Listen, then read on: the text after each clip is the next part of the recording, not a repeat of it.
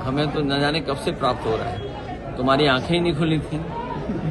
अगर आंखें खुली रहती तो शायद पहले से देख रहे हो। अच्छा, सरकार में अगर आप आते हैं तो भूमाफियाओं के खिलाफ क्या कार्रवाई होगी? वो कार्रवाई होनी चाहिए जो न्याय में है, न्याय मिले जिससे, और ऐसे लोगों के खिलाफ जो न्याय का रास्ता है उसको अपना करके भूमाफिया कोई भी हो कानून से बाहर नहीं हो सकता। सर, लखनऊ मेयर के द्वारा नहीं, मुझसे हम कुछ नहीं करें। लगातार स्कूलों की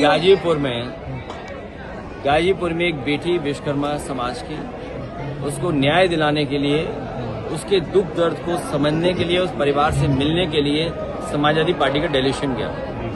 लेकिन बीजेपी और पुलिस ने मिलकर के हमारे राम आसे विश्वकर्मा जी और तमाम समाजवादियों के साथ अपमान और अपमानित किया। अपमानित ही नहीं बल्कि बीजेपी के लोगों से पुलिस ने मिलकर के पत्थर चलवाए। क्या कोई कल्पना कर सकता है कि पुलिस और बीजेपी मिलकर के पत्थर चलाएगी? आजकल तो जमाना ऐसा, वीडियोस हैं, लेकिन सरकार उन पे कार्रवाई नहीं कर रही। जिसके पत्थर से पुलिस वाला एक ही पत्थर में गिर पड़ा था जमीन पर, वो बीजेपी के लोग जिन्होंने पत्थर छतों पे रखे थे, पत्थरों को आने से पहले इंतजाम करके रखा था, उन पे क्या कार्रवाई की सरकार ने? सरकार केवल समाजवादी पार्टी के खिलाफ कार्रवाई कर रही है, और इसलिए क्योंकि समाजवादी पार्टी जो पिछड़े हैं, जो दलित हैं, जिनके साथ अन्याय हो रहा है, उनके साथ खड़ी है। भ्रष्टाचार बीजेपी सरकार में बड़े पैमाने पर बढ़ा हुआ है सर, हर विभाग में भ्रष्टाचार, इस पे क्या कहोगे?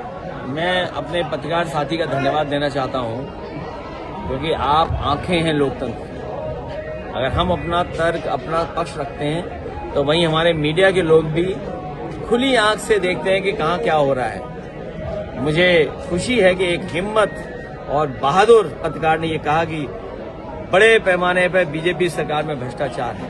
भ्रष्टाचार ही नहीं है, उत्तर प्रदेश को इतना किसी ने नहीं लूटा हुआ जितना बीजेपी ने लूट लिया। स्कूलों की फीस और किताबों के रेट लगातार बढ़ रहे हैं, बच्चों को बीजेपी हटाइए, और हमेशा के लिए बीजेपी हटाइए। महाराष्ट्र में वीडियो सामने आया है जहाँ पे भाजपा के महिला मोर्चा के लोग